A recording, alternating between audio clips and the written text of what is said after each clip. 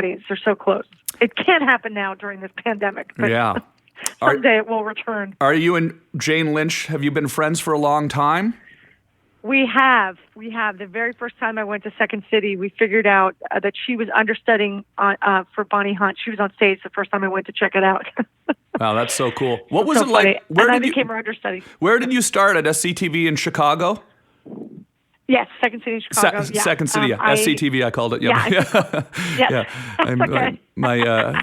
I'm abbreviating, but yeah, absolutely in Chicago. And you're Canadian. Yes, because I'm Canadian. I grew up with SCTV on TV every day, 24 hours a day.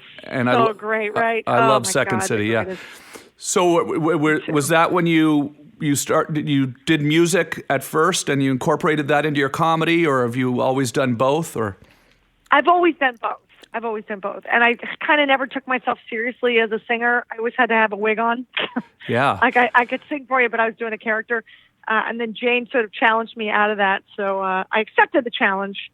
And it's been really fun and really interesting. We get to sing with these great musicians, the Tony Guerrero Quintet, which is amazing. Yeah, that's so cool. Doing The Office must have been so much fun. Was that just the most exciting and hilarious experience? It really was. People say that and they lie, but I'm not lying. I swear to God. Yeah. So true. It was the greatest gig. Yeah. I had the most comfortable clothes. I had a place to sit. Even if I didn't talk for days, I had the best time because it was the funniest front row seat. It's amazing. And your character Meredith was so hilarious, sort of the office drunk, I guess. Yes. Was that the way you would describe her? I don't want to describe her incorrectly. I would, or I'd even go further and say drunk and floozy. Yeah. But yeah. Yeah, it's what a perfectly fun and outrageous character to play for somebody who started out at Second City, and then you're in there working with Steve Carell and all of these incredible cast members. Was it just? Yes, I knew Steve at Second City.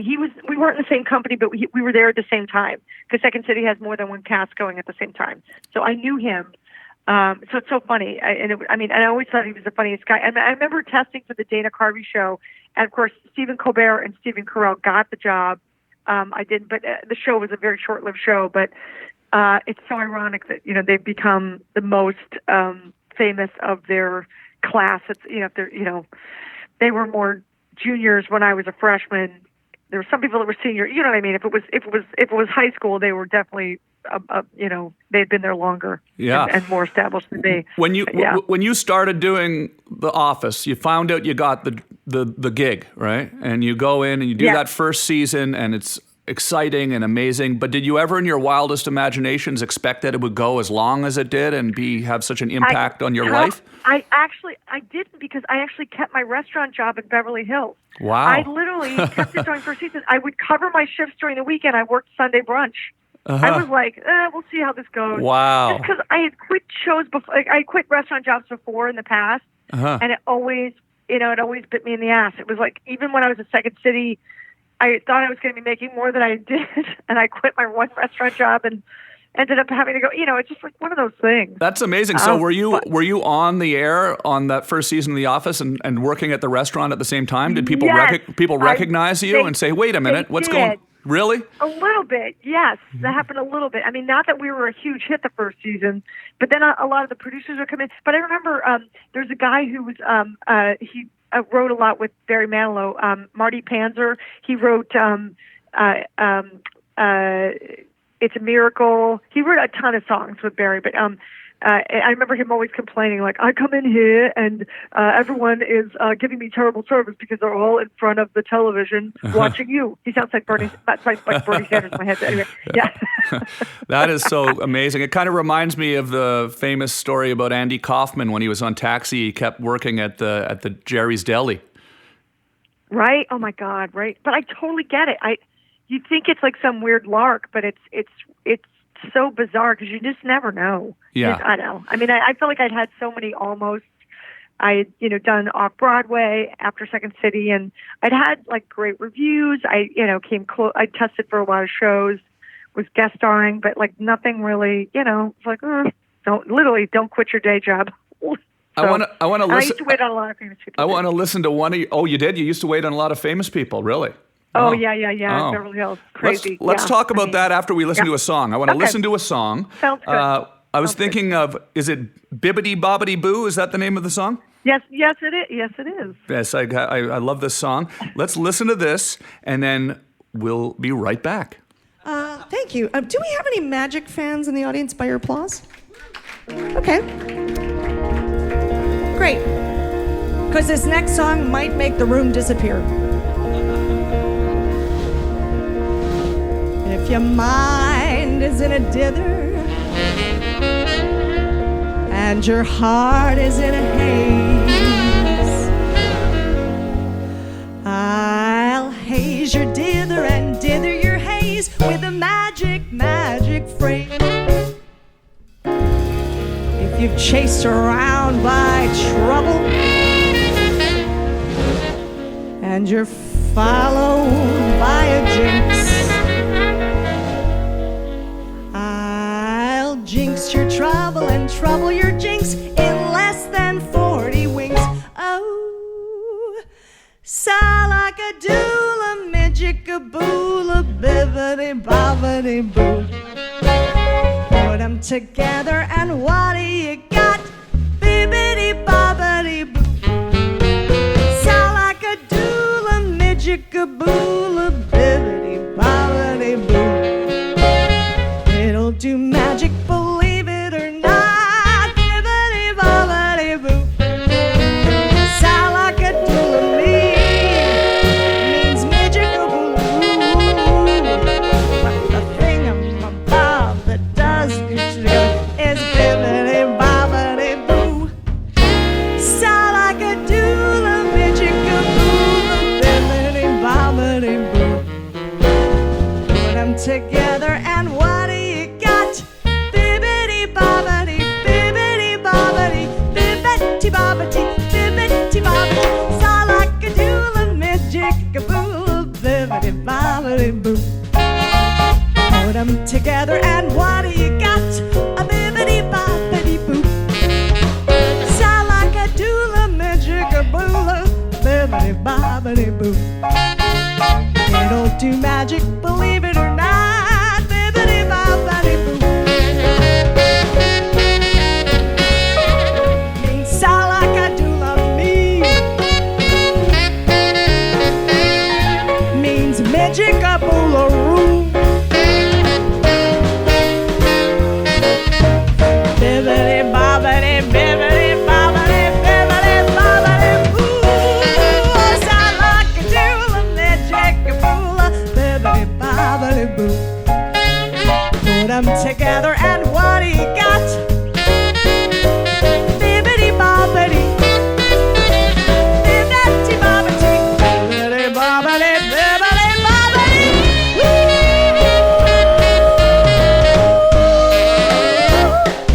Kate Flannery, everybody! Hey, you're all still here, thanks. That was actually recorded live at the Carlisle in New York. Yeah. We recorded, Jane Lynch and I did a residency there 2 years ago, year and a half ago. And so we did a formal recording of one of the shows just to kind of have it as a record. But yeah, I mean, this is the thing. I feel like I never had the guts to call myself a singer. So I feel like this is all like in my 50s, I feel like I'm doing all these things that I didn't expect to do on such a big level. Like, you know, between this and like Dancing with the Stars, like I haven't danced since I was in college. Yeah. It's so bizarre. Was that Life is fun? so Was crazy. Dancing with the Stars fun? It was fun. It was hard, but it was really fun. And I had a great partner. Actually, he's new to the show, Pasha Pashkoff. He and his wife are 7-time national champs, and they're Blackpool world champs. They're, I mean, just, but really a good person. So I felt like the process was really fun. I didn't love being judged every week. That was not my favorite. Yeah. Because it's tough, you know, and there's a little bit of, you know, fake drama that they put in. You know, it's just like, ugh. Reality TV can get a little crazy sometimes, can't it? Yeah, but it can, yeah. Exhausting too, though. I mean, it seems like it's a really grueling thing to learn those dances, and I mean, yeah. It was, especially when we got to the 2 dances a week. But, you know, literally we're dancing like 8 hours a day and recording like these conversations, like forced conversations for the package.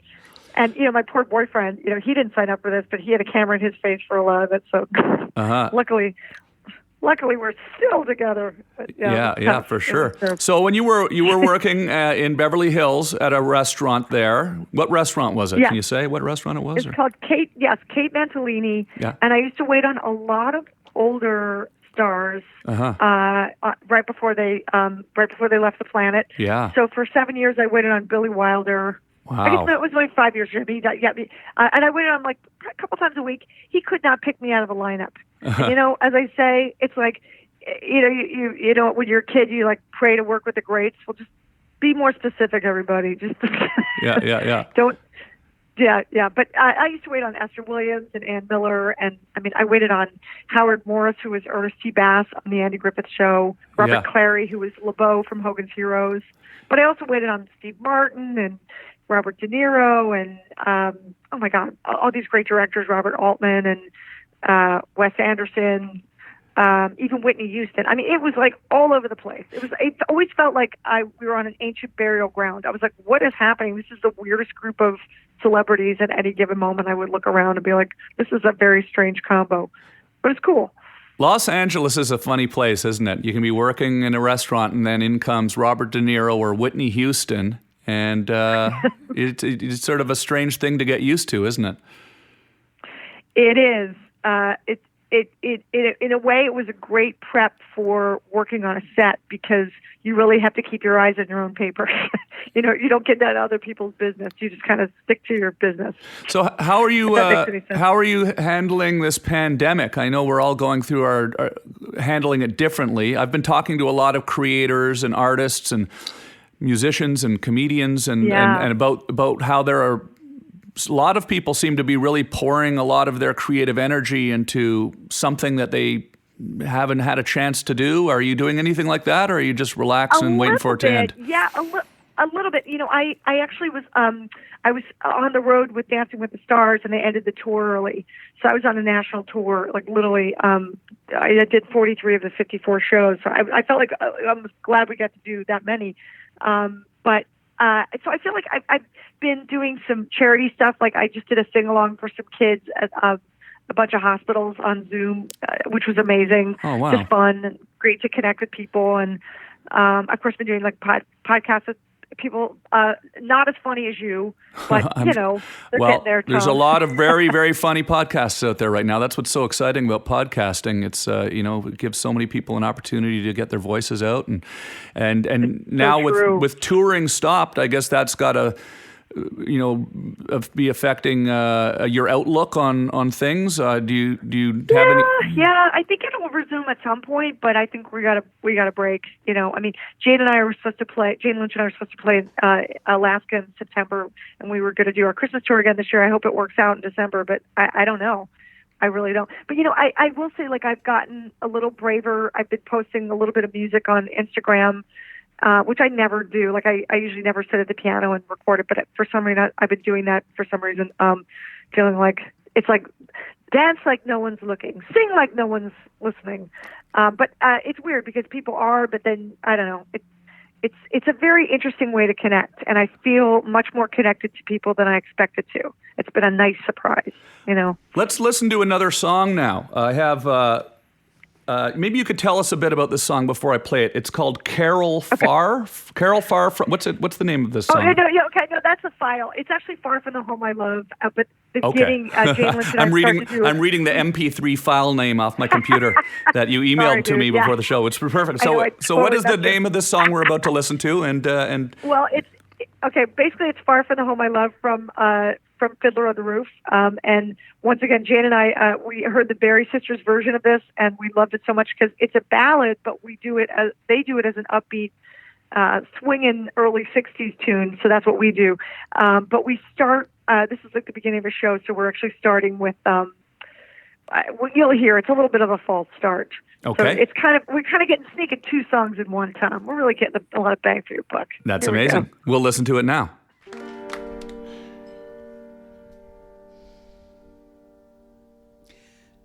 Oh, sisters too, how may we do for to preserve this stay. This poor youngling for whom we do sing. Bye bye. I can't take it. No. This is a downer. This is a very sad song. Let's move to the next one. Good. The next song. Thank you. What a melancholy choice this is. Wanting home, wanting him. Can we pick it up? So sad. Let's pick it up. Bongos. How can I hope to make you understand why I do what I do? Why I must travel to a distant land, far from the home I love. Once I was happily content to be as I was, where I was, close to the people who are close to me, here in the home I love. Who could see that a man would come who would change the shape of my dreams? Helpless now I stand with him, watching older dreams grow dim. What a melancholy choice this is. Wanting home, wanting him, closing my heart to every hope but his, leaving the home I love.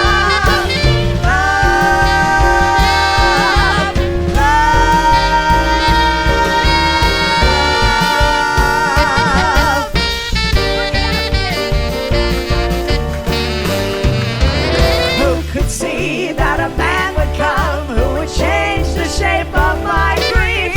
So helpless, now I stand with him, watching older dreams grow dim. Oh, what a melancholy choice this is. Wanting home, wanting him, closing my heart to every hope but his, leaving the home I love, far from the home I love, leaving the home I love, yet there with my love. I am so out of breath right now. We're on the Upper East Side. The air is thinner up here. Are you good, kid? Yep. Okay. Head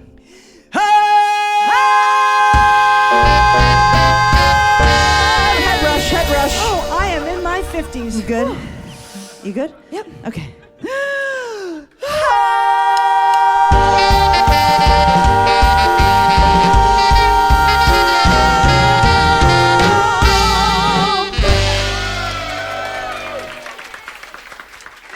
Okay, we're back. That was great. Wow, it's a beautiful song. You sort of expect that it's going to be really silly and outrageous because of your characters that we've seen you play on TV, but it's really a very beautiful song. Well, thanks. Yeah, I mean, this is the thing. It's the great thing about singing with Jane is that she's kind of pushed me to allow us to be real when we're singing, whether there's humor in it or not. I mean, we automatically have humor in ourselves. We don't need to push it, although sometimes I do, but, sometimes you could just sing something that's nice to hear. So what a concept. I'm guessing between songs, you two must just be a riot, too. It must just be just such a funny show when you're talking to the crowd. Is there a bit of comedy for sure brought into? Yeah, we have great chemistry. Yeah, I sort of feel like she's sort of like the nun that's trying to keep everything like on a certain level, and I'm like the sheepdog that knocks everything over. Like she's like, wait a minute. So I'm a bit of disorder. She's order to the 100th degree. So it's fun. It's a good contrast. That is kind of slightly heightened versions of Sue Sylvester and Meredith Palmer. That is so cool. Well, now, when did you first meet Jane Lynch? Well, the first time I was at Second City was 1988. My aunt sent me a ticket to check out Second City in Chicago and stay with her because she thought it would be a good fit. Because I just graduated college in my hometown of Philadelphia. And I literally walked in, and Jane was understudying for Bonnie Hunt. And then I auditioned for the classes. So I got in 1989. Brian Stack was in one of my first classes. He's a writer on Colbert now, but he worked for Conan for years. Andy Richter was in one of my first improv classes with Del Close. So cool. I mean, so many people I met right off the bat.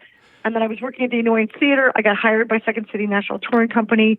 I used to tour with Scott Adsit, who was Pete on 30 Rock forever, and Susie Nakamura, who she's on Avenue 5, but she was on Dr. Ken. She's been on a million things, West Wing, a million things.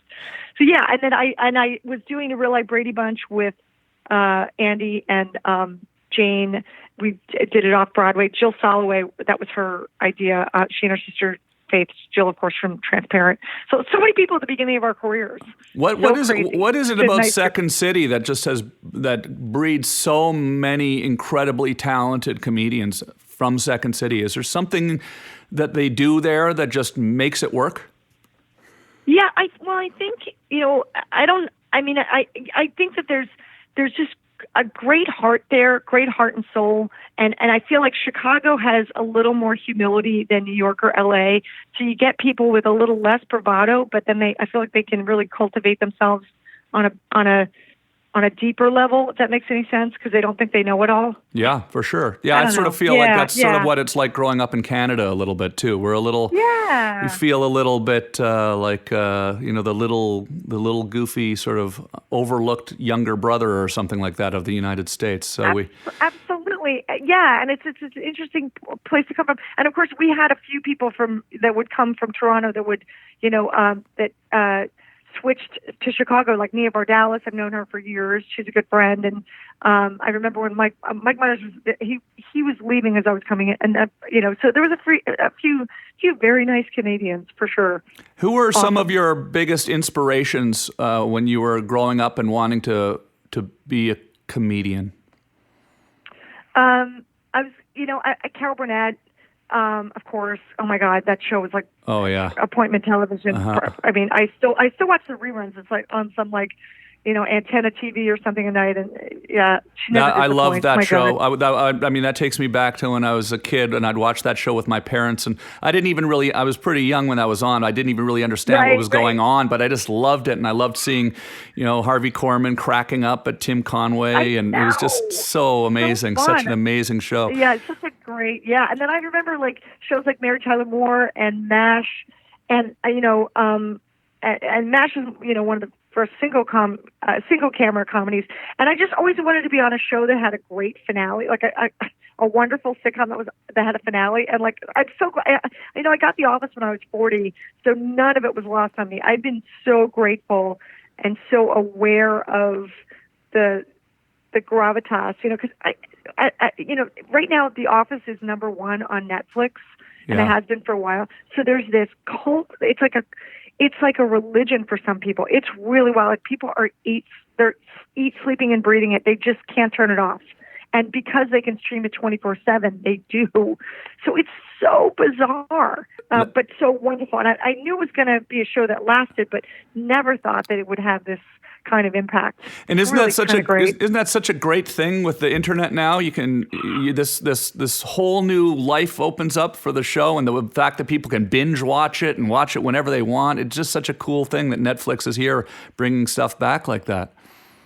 It's absolutely true. I feel like I'm so nervous about technology because I literally have a 1949 turntable, Tom. and I live in an old 20s building that one condo. Like I have a very specific life in LA. It's not everybody's LA. I'm close to downtown. I'm in Koreatown.